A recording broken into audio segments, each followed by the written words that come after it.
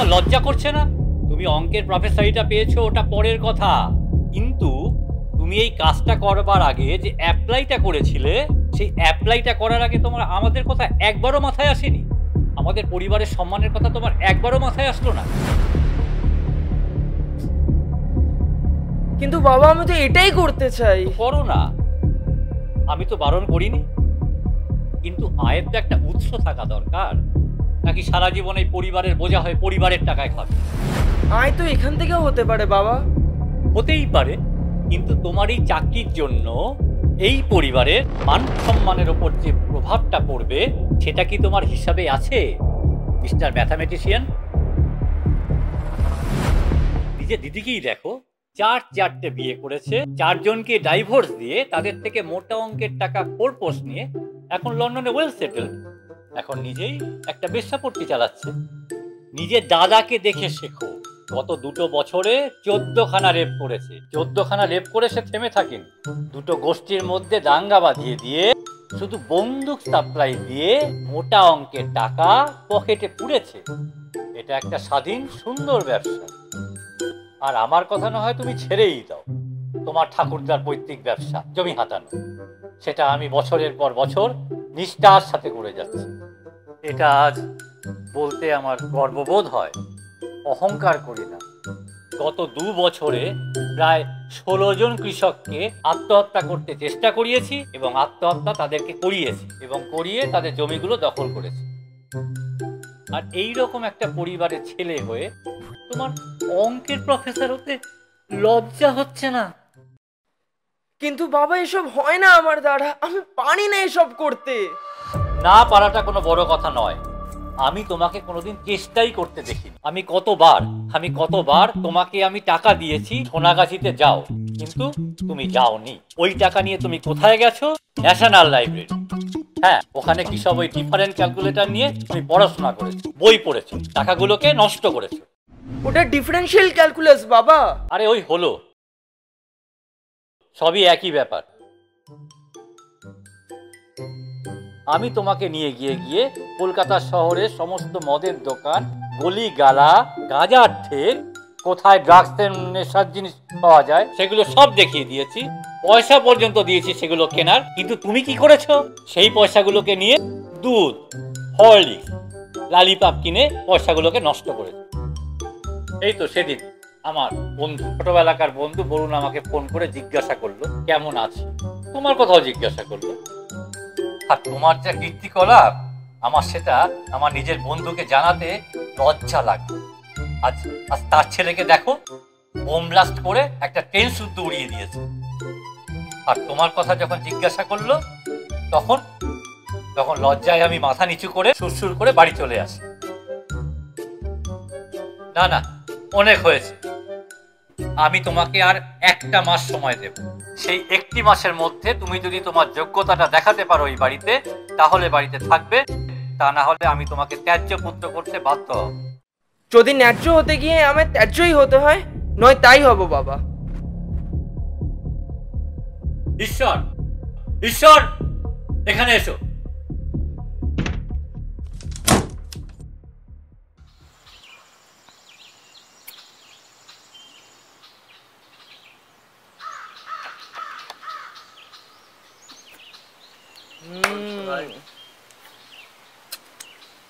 আর কি ভাই, একদম আর ভাল লাগছে না রে আমার। কি হলো, বাবা থেকে ঝাড় খেয়েছিস?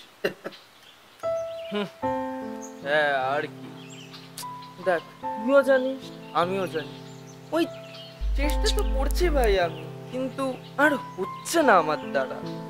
এই দেখ, ওই আগের সপ্তাহেই আমি একটা মেয়েকে রেপ করার চেষ্টা করলাম, হাত পা বেঁধে দিতেও ফেলেছিলাম, কিন্তু তারপরে কিছু করতে পারলাম না। তারপর ওই মেয়েটার ওই 2টো চোখ দেখে আর আমি কিছু করতে পারলাম না, আর হাত পা পাতা সেই ছটপটানি দেখে কিছু করতে পারলাম না ভাই আমি। আরে ভাই, আমি কি বুঝি না? আমার সাথে কিছুদিন আগে ঠিক এক্সাক্ট এই জিনিসটা হলো, জানিসই তো। আমার বাবা অনেকদিন ধরেই আমাকে তার চালু সুদের ব্যবসায় হাত লাগাতে দিয়েছিল। আর সেদিন আমাদের বাড়ির পাশের যে মাসওয়ালা, সে তার 4 বছরের মেয়েকে নিয়ে এসেছে। প্রচণ্ড পেটে ব্যথা করছিল। বাবা বললো যে একটু জাল ওষুধ মিশিয়ে দিতে, মেয়েটার পেটে ব্যথার যন্ত্রণা আরো বাড়বে এবং তাকে হাসপাতালে অ্যাডমিট করতে হবে এবং ওখান থেকে মোটা টাকা কমিশন পাওয়া যাবে, বুঝতেই পারছিস। কিন্তু পারলাম না রে। যখন মেয়েটার ওই যন্ত্রণায় হয়তো চেহারাটা দেখলাম আর ওর বাবার ওই অসহায় মুখটা, পারলাম না। হাতে চাল ওষুধের শীষতে নিয়ে পর্যন্ত নিয়েছিলাম, হাত থেকে পরে ভেঙে গেল। মেয়েটা তো ঠিকঠাক ওষুধ নিয়ে বেরিয়ে গেল। বাবা আমাকে যা ঝাড়লো সে একমাত্র আমিই জানি। দেখ, আমি আবার আরেকটাও চেষ্টা করেছিলাম, ওই সাম্প্রদায়িক দাঙ্গা লাগানোর চেষ্টা করেছিলাম, কিন্তু আমার তো আবার সব ধর্মেরই বইটই পড়া, সব বই লাইক তন্ন তন্ন করে খুঁজলাম, তাও কিছু লাইক দাঙ্গা লাগানোর ঝগড়া লাগানোর কিছু পেলাম না। আর প্রত্যেকটা বইতেই সেই এক ঘেয়ে সব এক ঘেয়ে, মানুষকে ভালোবাসো, মানুষের পাশে থাকো, মানুষের সাহায্য করো অ্যান্ড অল দ্যাট ননসেন্স। দেখ, আমি তো বেশি কিছু চাইনি, আমি শুধু অঙ্ক নিয়ে পড়াশোনা করতে চেয়েছি, আর কিছু না। কিন্তু তাতেও বাবার আপত্তি। আর মানছি, আমি বুঝেছি বাবা চাই না আমি আমার নিজের লাইফটাকে বরবাদ করি এরকম পড়াশোনা করে। সে তো বটে। কিন্তু ভাই, নিজেরও তো একটা ইচ্ছা বলে কিছু আছে। ইচ্ছে? হ্যাঁ, ইচ্ছে কি পরিণতি হয় জানিস? ওই তপনকে মনে আছে? কে? ওই সিনেমাওয়ালা তো আর কে? নিজের লেখা কল্পবিজ্ঞানের বইয়ের ওপর একটা সুন্দর গল্প বানিয়েছিল, সিনেমা বানিয়েছিল বেশিরভাগ। এমন মুখ থুবড়ে ফ্লপ হলো, প্রায় বাড়িগদ্দ বিক্রি হয়ে যাওয়ার অবস্থা। এখন আমার নিজের মা বোনকে দিয়ে 2-4টা পানু বানিয়ে একটা স্থিত অবস্থায়। ভাব, এই হচ্ছে পরিণতি। কি বলেছিস ভাই? আসলে জানিস তো, দোষটা ওর। যেখানে দর্শক গু খেতে চায় ও দাবদি বিক্রি করছে, এ তো হবারই ছিল। কি যে করি ভাই, কিচ্ছু বুঝতে পারছি না। বাবার ইচ্ছাও পূরণ করতে পারছি না, নয় নিজের। করবো কি করা উচিত? मतलबी हो जाता ना मतलबी, दुनिया की सुनता है क्यों, खुद की भी सुन ले कभी। দেখ ভাই, বলা যতটা সহজ না, করা ততটাই কঠিন। দেখ, চয়েস তো তোকে করতেই হবে। এবার তুই বাধ্য সন্তান হয়ে থাকতে চাস নাকি স্বাধীন মানুষ হয়ে বাঁচতে চাস, সেটা তো তুই যে এত বাতেলা মারছিস, তুই নিজে ভেবেছিস তুই কি করবি? করবো না, করেছি।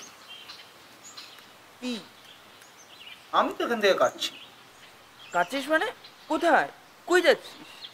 কোথায় কই সেটা জরুরি না, এখান থেকে কাটছি সেটা জরুরি। তোর বাবা জানে? করে জানবো। যখন বেরিয়েছিলাম তখন তো জানতো না, এখন মনে হয় জেনে গেছে। দাঁড়া। হ্যালো। হ্যাঁ, তুই কোথায়? কেন, কি হয়েছে? তোর বন্ধুর বাড়ি থেকে ফোন করেছিল। হ্যাঁ তো? তোর বন্ধু রেলে কাটা পড়েছে আজকে সকালে। হ্যাঁ? ওর বাবা তোকে ফোন করে খুঁজছিল। তুই যেখানেই থাকিস তাড়াতাড়ি আয়, আমিও ওখানে যাচ্ছি।